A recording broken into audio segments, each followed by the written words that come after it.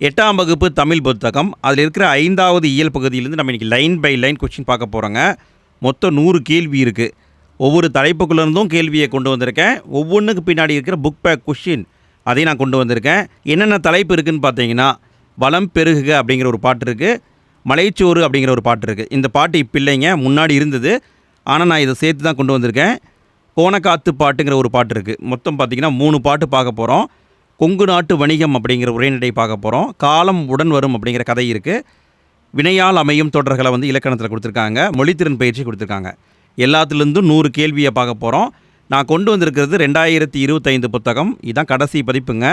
So வீடியோவை முழுமையாக பாருங்கள் ஃப்ரெண்ட்ஸ். ஃபஸ்ட்டு நம்ம பார்க்க போகிறது பாட்டு வளம் பெருகுக அப்படிங்கிற பாட்டு.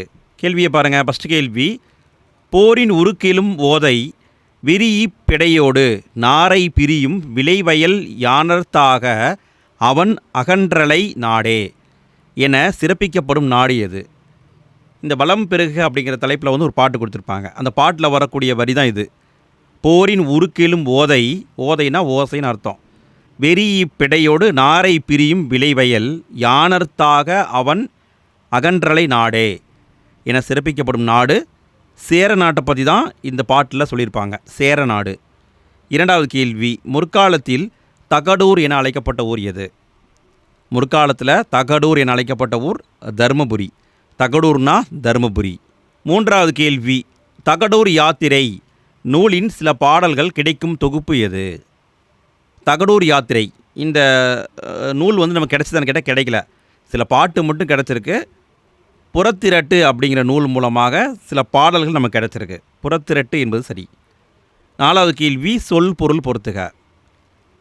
சொல்லையும் அதுக்கான பொருளையும் பொருத்தணும். இதுக்கான பதில் வாரி அப்படின்னா வருவாய், ஓதை என்றால் ஓசை, வெறிஇ அப்படின்னா அஞ்சு, யானர் என்றால் புது வருவாய்.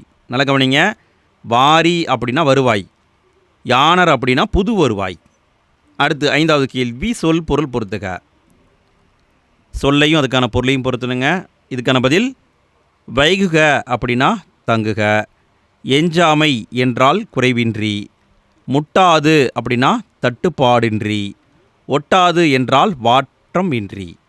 அடுத்து நாம் பார்க்க போகிறது புத்தக வினாவிடைகள். 6வது கேள்வி, தோட்டத்தில் தம்பி விதைத்த டேஸ் எல்லாம் முளைத்தன. தோட்டத்தில் தம்பி விதைத்த வித்துக்கள், வித்துக்கள்னால் விதைகள், வித்துக்கள் எல்லாமே முளைத்தன. 7வது கேள்வி, என் நண்பன் செய்த தொழிலில் அவனுக்கு டேஸ் பெருகிற்று. என் நண்பன் செய்த தொழிலில் அவனுக்கு வாரி பெருகிற்று. வாரின்னா என்னங்க? வாரினா வருவாய், யானர்னா புது வருவாய்.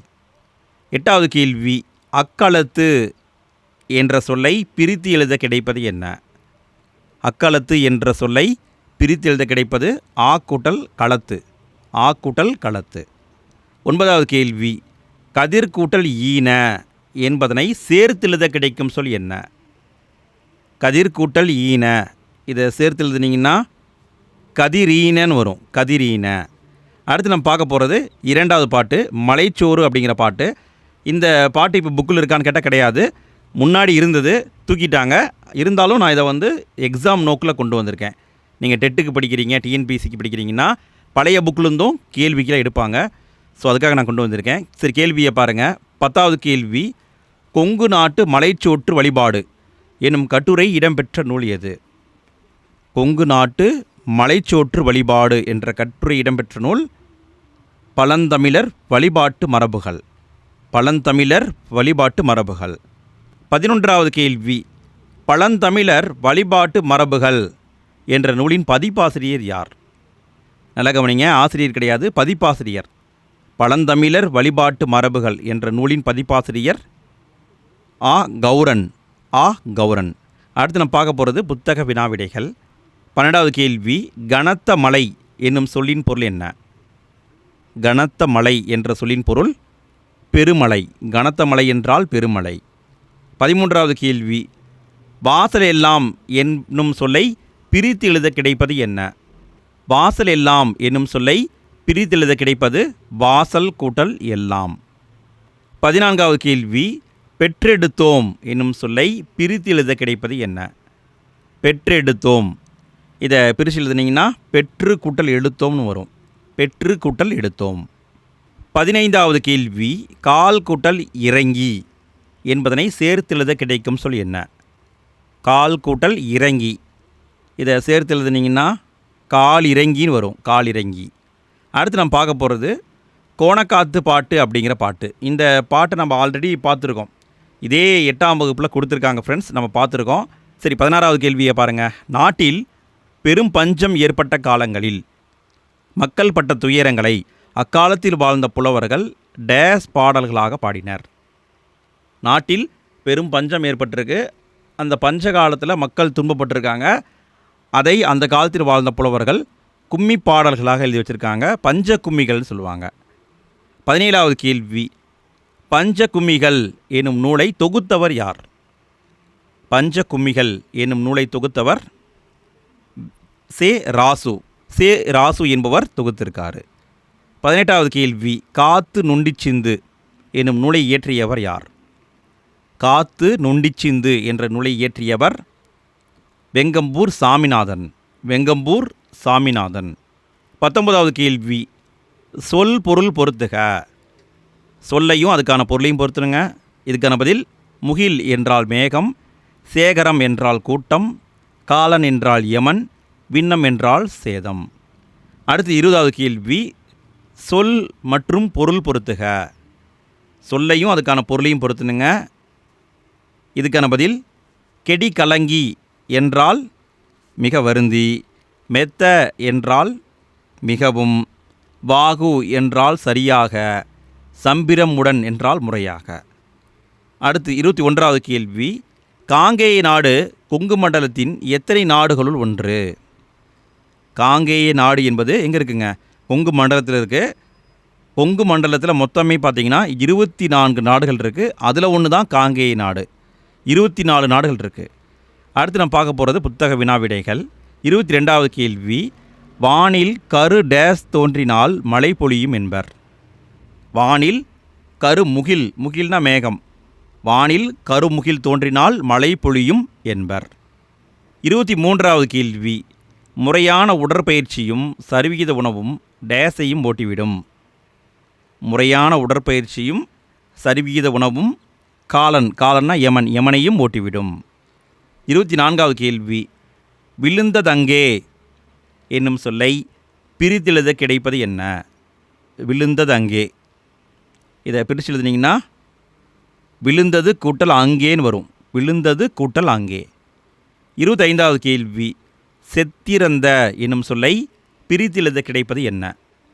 செத்திறந்த, இந்த சொல்லை பிரித்தெழுத கிடைப்பது செத்து கூட்டல் இறந்த. 26வது கேள்வி, பருத்தி கூட்டல் எல்லாம் என்பதனை சேர்த்தெழுத கிடைக்கும் சொல் என்ன? பருத்தி கூட்டல் எல்லாம், இதை சேர்த்து எழுதுனீங்கன்னா பருத்தி எல்லாம்னு வரும். பருத்தி எல்லாம்.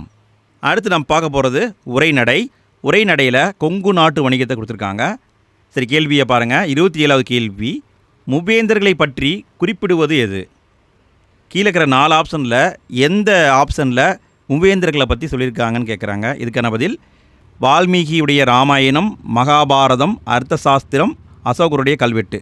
அனைத்துலேயுமே மூவேந்தர்களை பற்றிய குறிப்பு இருக்குது.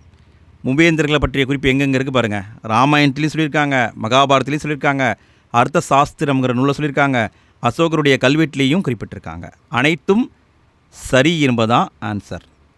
28வது கேள்வி, வன்புகழ் மூவர் தன் பொழில் வரைப்பு என்று மூவேந்தரையும் குறிப்பிடும் நூல் எது?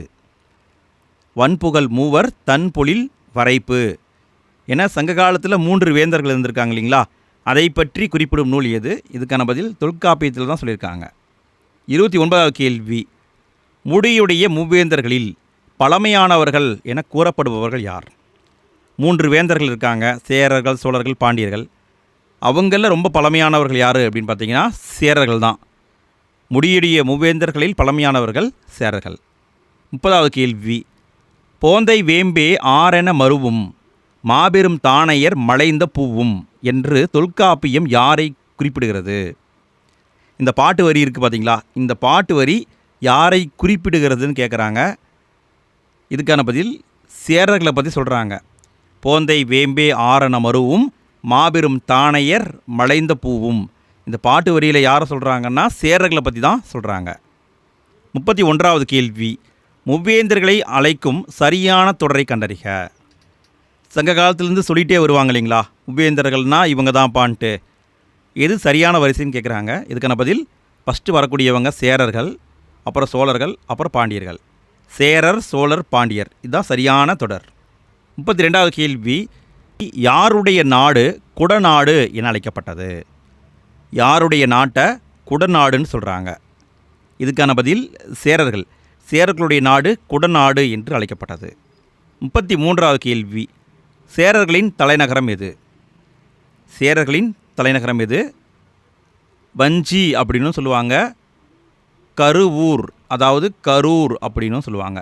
இரண்டுமே வரும், வஞ்சியும் வரும், கருவூரும் வரும். 34வது கேள்வி, மேற்கு தொடர்ச்சி மலையில் தோன்றி அரபிக்கடலில் கலக்கும் பேரியாற்றின் கரையில் அமைந்திருந்த சேரர் நகரம் எது? மேற்கு தொடர்ச்சி மலையில் உருவாகி அரபிக்கடலில் கலக்குது. எந்த ஆறு? பேரியாறு அப்படிங்கிற ஆறு. அந்த ஆற்றுடைய கரையில் அமைந்திருந்த சேரர்களுடைய நகரம் வஞ்சி நகரம், வஞ்சி அப்படிங்கிற நகரம். 35வது கேள்வி, சேரர்களுக்குரிய பூ எது? சேரர்களுக்கு உரிய பூ எது? இதுக்கான பதில் பனம்பூ. சேரர்களுக்கு உரிய பூ பனம்பூ. 36வது கேள்வி, சேரர்களுக்கு உரிய கொடி எது? சேரர்களுக்கு உரிய கொடி வில் கொடி, வில் கொடி. 37வது கேள்வி, பண்டைய சேர நாட்டில் வராதது எது? பண்டைய சேர நாட்டில் வராதது எது? இதுக்கான பதில் கேரளா வருங்க, சேலம் வரும், கோவை வரும், தஞ்சாவூர் வராது. ஸோ இதுதான் வராது. 38வது கேள்வி, கொங்கு மண்டலத்தின் எல்லைகளை வரையறுத்து கூறும் நூல் எது? கொங்கு மண்டலத்துடைய எல்லைகள் இதுதான்ப்பா அப்படின்னு எந்த நூல் குறிப்பிடுகிறது? இதுக்கான பதில் கொங்கு மண்டல சதகம். கொங்கு மண்டல சதகத்தில் தான் சொல்லியிருக்காங்க. 39வது கேள்வி, கொங்கு மண்டல சதகம் என்ற நூலை எழுதியவர் யார்? கொங்கு மண்டல சதகம் என்ற நூலை எழுதியவர் யார்? இதுக்கான பதில் கார்மேக கவிஞர். கார்மேக கவிஞர், காலமேக கவிஞர்னு போட்டுறாதீங்க, தப்பு. கார்மேக கவிஞர். 40வது கேள்வி, கொங்கு மண்டல சதகம் கூறும் கொங்கு மண்டலத்தின் எல்லைகளை பொறுத்துக. கொங்கு மண்டல சதகம் கூறும் கொங்கு மண்டலத்தின் எல்லைகளை பொறுத்துக.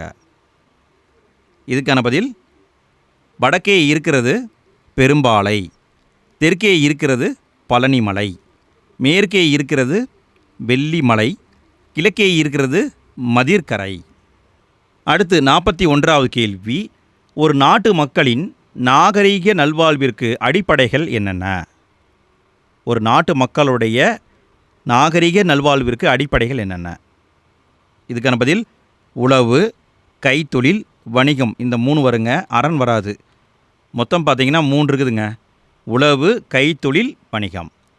42வது கேள்வி, கொங்கு பகுதியில் காணப்படாத ஆறு எது? கொங்கு பகுதியில் காணப்படாத ஆறு எது? பவானி இருக்குது, நொய்யல் இருக்குது, ஆண் பொருணை அப்படிங்கிற நதி இருக்குது, தன் பொருணை கிடையாது. ஃப்ரெண்ட்ஸ், நான் ஒரு கேள்வியை கேட்குறேன், இதுக்கான பதிலை நீங்கள் தான் கமெண்ட்டில் பதிவு பண்ணணும். தன் பொருணைனா என்ன, ஆண் பொருணைனா என்ன? இதுக்கான பதிலை கமெண்ட்டில் போட்டுவிடுங்க பார்க்கலாம்.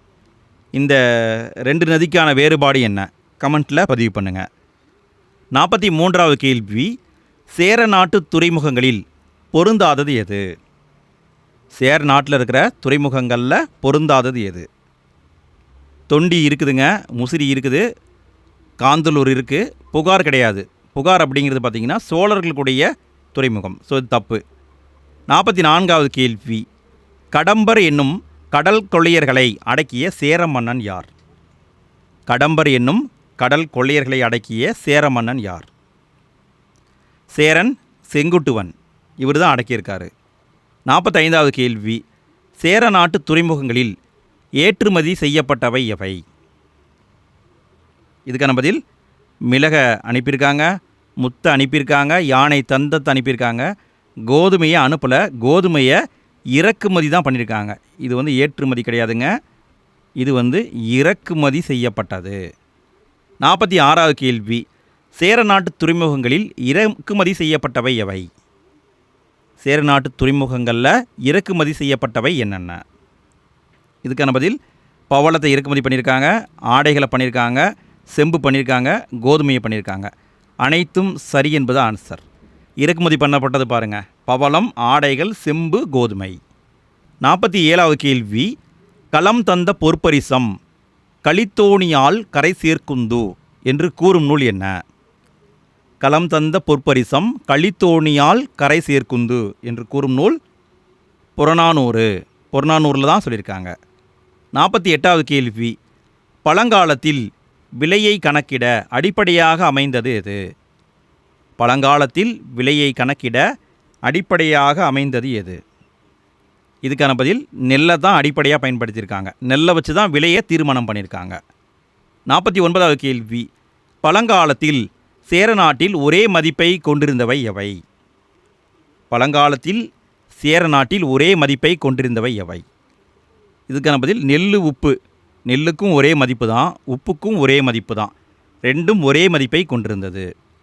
50வது கேள்வி, நெல்லும் உப்பும் நேரே ஊரீர் என்று குறிப்பிடும் நூல் எது? நெல்லும் உப்பும் நேரே ஊரீர் என்று குறிப்பிடும் நூல் அகநானூறு. அகநானூரில் தான் சொல்லியிருக்காங்க. 51வது கேள்வி, கிழக்கு தொடர்ச்சி மலையும் மேற்கு தொடர்ச்சி மலையும் சந்திக்கும் இடம் எது? கிழக்கு தொடர்ச்சி மலையும் மேற்கு தொடர்ச்சி மலையும் சந்திக்கும் இடம் நீலகிரிங்க. நீலகிரியில் தான் சந்திக்கிறது. 52வது கேள்வி, தேயிலை தொழிற்சாலை, துப்பாக்கி வெடிமருந்து தொழிற்சாலை, யூகலிப்டஸ் எண்ணெய் தொழிற்சாலை நிறைந்த மாவட்டம் எது? தேயிலை தொழிற்சாலை இருக்குது, துப்பாக்கி வெடிமருந்து தொழிற்சாலை இருக்குது, யூகலிப்டஸ் அந்த எண்ணெய் தயாரிக்கும் தொழிற்சாலை இருக்குது.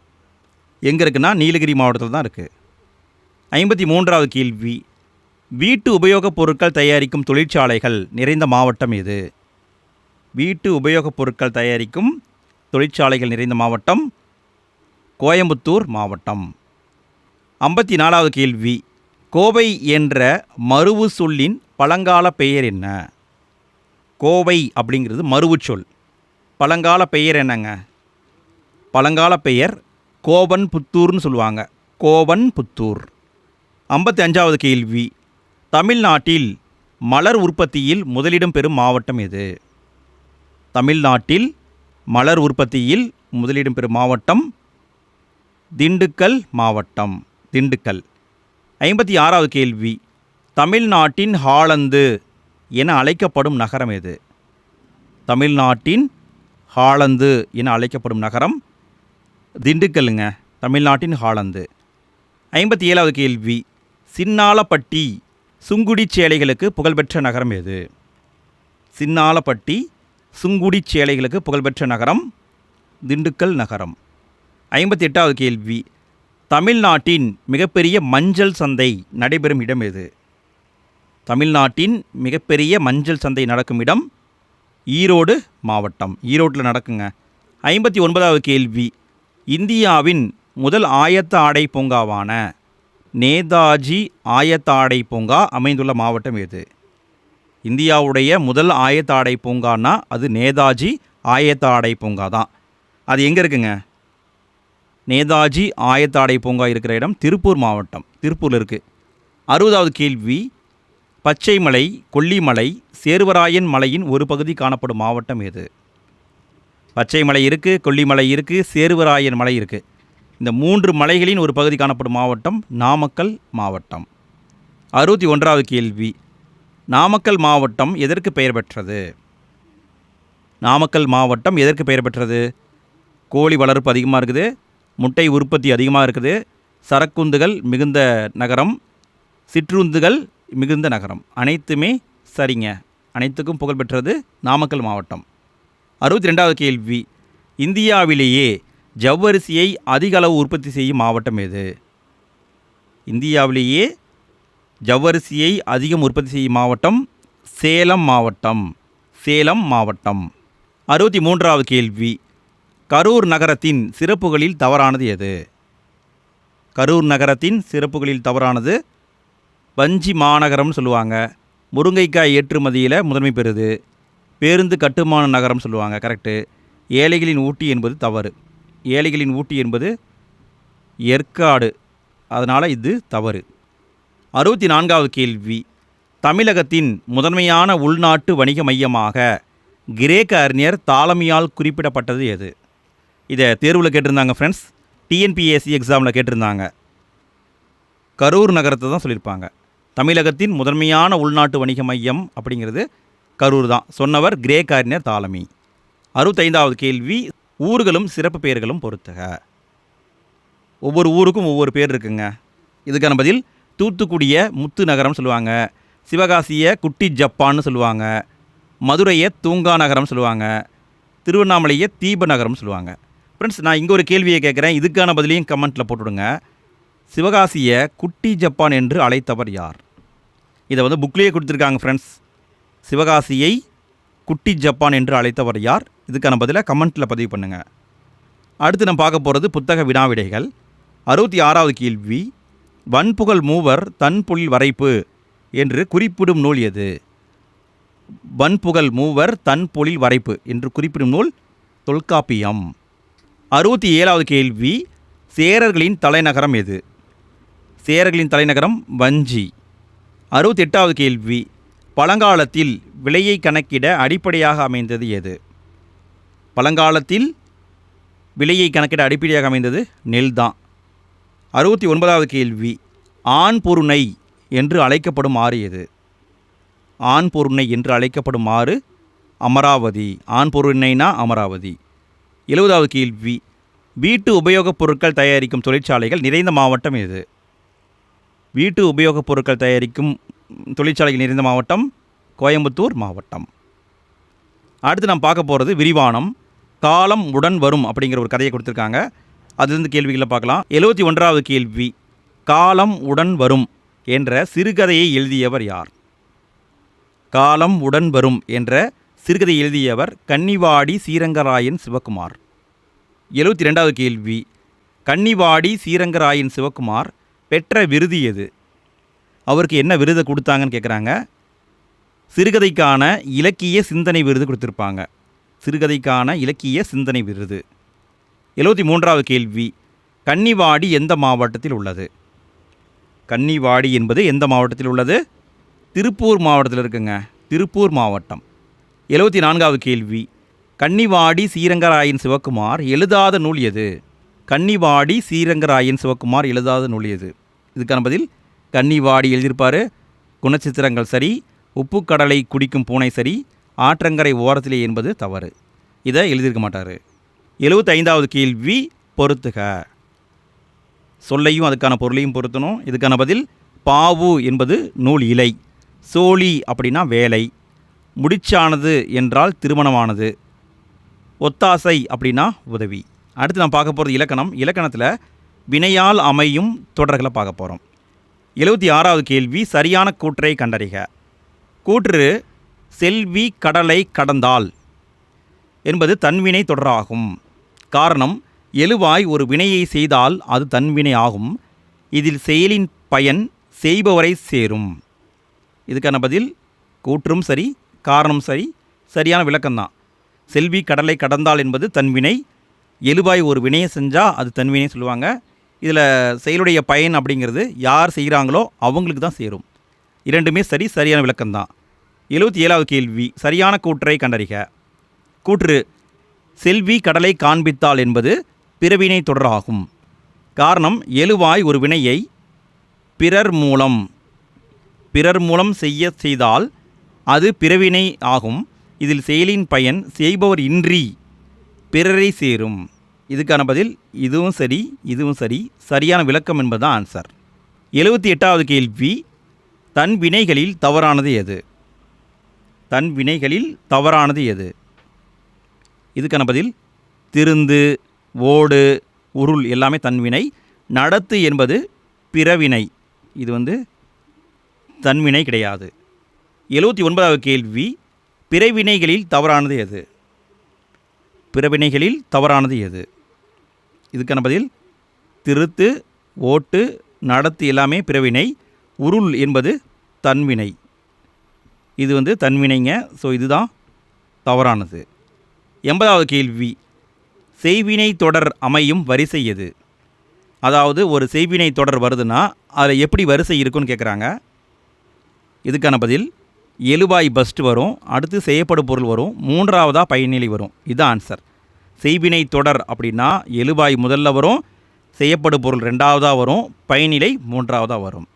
81வது கேள்வி, செய்வினை தொடரில் செய்யப்படும் பொருளுடன் டேஸ் வேற்றுமை உருபு மறைந்தோ வெளிப்பட்டோ வரும். செய்வினை தொடரில் எந்த வேற்றுமை வரும்னு கேட்குறாங்க. சுருக்கமாக சொல்லணுன்னா இரண்டாம் வேற்றுமை வருங்க. நல்ல கவனிங்க, செய்வினை தொடர்னா இரண்டாம் வேற்றுமை வரும். 82வது கேள்வி, செய்யப்படும் பொருளை முதன்மைப்படுத்தும் வினை என்ன? செய்யப்படும் பொருளை முதன்மைப்படுத்தினா அதை செய்யப்பாட்டு வினைன்னு சொல்லுவாங்க. செய்யப்பாட்டு வினை. 83வது கேள்வி, செய்யப்பாட்டு வினை தொடர் டேஸ் என்னும் வரிசையில் அமையும். செய்யப்பாட்டு வினை தொடர் எந்த வரிசையில் அமையும் கேட்குறாங்க. முன்னாடி நம்ம செய்வினை பார்த்தோமா, எழுவாய் செய்யப்படும் பொருள் பயனிலைன்னு வரும். ஆனால் செய்யப்பாட்டு தொடர் அப்படிங்கிறது எப்படி வரும்னு பார்த்தீங்கன்னா, ஃபஸ்ட்டு செய்யப்படும் பொருள் வரும், அப்புறம் எழுவாய் வரும், அப்புறம் பயனிலை வரும். இதுதான் வரிசை. இந்த வரிசையை பார்த்துக்கோங்க ஃப்ரெண்ட்ஸ், கண்டிப்பாக கேட்க வாய்ப்பு இருக்குது. 84வது கேள்வி, செய்யப்பாட்டு வினை தொடரில் டேஸ் வேற்றுமை உருபு வரும். செய்வினை அப்படின்னா இரண்டாம் வேற்றுமை உருபு வரும்னு பார்த்தோமா, செய்யப்பாட்டு வினை தொடர்னா மூன்றாம் வேற்றுமை உருபு வரும். மூன்றாம் வேற்றுமை உருபு. 85வது கேள்வி, பொறுத்துங்க பார்க்கலாம். இதுக்கான பதில், தன்வினைக்கு உதாரணம் செல்வி கடலை கண்டால், பிறவினைக்கு உதாரணம் செல்வி கடலை காண்பித்தால், செய்வினைக்கு உதாரணம் செல்வி கதையை படித்தால், செய்யப்பாட்டு வினைக்கு உதாரணம் கதை செல்வியால் படிக்கப்பட்டது. அடுத்து நம்ம பார்க்க போகிறது புத்தக வினாவிடைகள். 86வது கேள்வி, எழுவாய் ஒரு வினையை செய்தால் அது டேஸ். எழுவாய் என்பது ஒரு வினையை செய்தால் தன்வினைன்னு சொல்லுவாங்க, தன்வினை. 87வது கேள்வி, கரையில் சேர்ப்பான் என்பது டேஸ். கரையில் சேர்ப்பான் என்பது பிறவினை. பிறவினை. 88வது கேள்வி, பாடல் இலக்கியாவால் பாடப்பட்டது என்பது என்ன? பாடல் இலக்கியாவால் பாடப்பட்டது அப்படிங்கிறது செய்யப்பாட்டு வினை. 89வது கேள்வி, பொறுத்துக. இதுக்கான பதில், ஆடினாள் என்பது தன்வினை, புத்தகம் படிக்கிறேன் என்பது செய்வினை என்பது பிறவினை, கட்டுரை அகிலனால் எழுதப்பட்டது என்பது செய்யப்பாட்டு வினை. அடுத்து நம்ம பார்க்க போகிறது மொழித்திறன் பயிற்சியில் மரபுச் சொற்களை பார்க்க போகிறோம். 90வது கேள்வி, மரபுச் சொற்களை பொறுத்துக. இதுக்கான பதில், ஆந்தை அலரும், காகம் கரையும், சேவல் கூவும், புறா குணுகும். 91வது கேள்வி, மரபுச் சொற்களை பொறுத்துக. இதுக்கான பதில், மயில் அகவும், கிளி பேசும், கூகை குளரும், குயில் கூவும். 92வது கேள்வி, தொகை மரபை பொறுத்துக. இதுக்கான பதில், பன்றி கூட்டம், ஆநிரை, ஆட்டு மந்தை, யானை கணம். யானைக்கு கணம் வருங்க. 93வது கேள்வி, வினை மரபை பொறுத்துக. இதுக்கான பதில், சோறு உண், முறுக்கு தின், தண்ணீர் குடி, பால் பருகு. 94வது கேள்வி, வினை மரபை பொறுத்துக. இதுக்கான பதில், பூ கொய், கவிதை இயற்று, வண்ணம் தீட்டு, கூரை வேய். அடுத்து நான் பார்க்க போகிறது மொழித்திறன் பயிற்சியில் மரபு தொடர்களை பார்க்க போகிறோம். 95வது கேள்வி, மரபு தொடர்களை பொறுத்துக. ஃப்ரெண்ட்ஸ், வீடியோ பிடிச்சிருந்தால் லைக் போடுங்க. வீடியோ பற்றிய கருத்துக்களை கமெண்ட்டில் பதிவு பண்ணுங்கள். உங்கள் ஃப்ரெண்ட்ஸ்க்கும் ஷேர் பண்ணுங்கள். இதே மாதிரி நம்ம மற்ற இயல்களுக்கும் வீடியோ போட்டிருக்கோம். அதுக்கான லிங்க்கு எண்டு ஸ்க்ரீன்லேயும் இருக்குது, ஃபஸ்ட்டு கமெண்ட்லேயும் இருக்குது. கிளிக் பண்ணி பாருங்கள் ஃப்ரெண்ட்ஸ். இதுக்கான பதில், 95வது கேள்வி, மரபு தொடர்களை பொறுத்துக. கொடிகட்டி பறத்தல் அப்படின்னா புகழ்பெற்று விளங்குதல். அவசர குடுக்கைனா எண்ணி செயல்படாமை. ஆயிரங்காலத்து பயிர் என்றால் நீண்ட காலமாக இருப்பது. காணல் நீர் என்றால் இருப்பது போல் தோன்றும் ஆனால் இருக்காது. 96வது கேள்வி, மரபு தொடர்களை பொறுத்துக. இதுக்கான பதில், கல்லில் நார் உரித்தல் என்பது இல்லாத செயல். கம்பி நீட்டுதல் அப்படின்னா விரைந்து வெளியேறுதல். கண்ணை மூடிக்கொண்டு என்றால் ஆராய்ந்து பாராமல். முதலை கண்ணீர் என்றால் பொய் அழுகை. 97வது கேள்வி, கலைச்சொற்களை பொறுத்துக.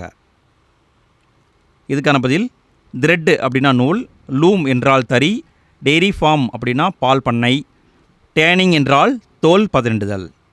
98வது கேள்வி கடைசி கேள்விங்க. கலைச்சொற்களை பொறுத்துக. இதோட வீடியோ முடியுது ஃப்ரெண்ட்ஸ்.